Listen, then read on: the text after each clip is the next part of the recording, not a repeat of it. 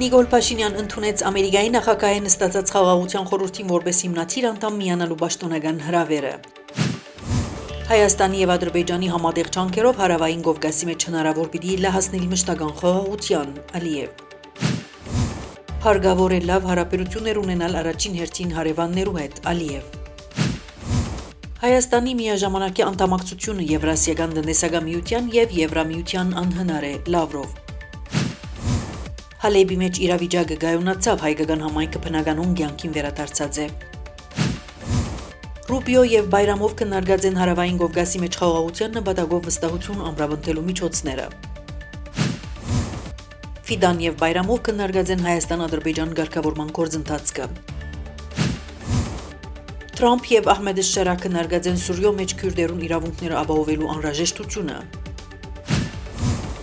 Բուլգարիո նախագահը հրաժարական տված է։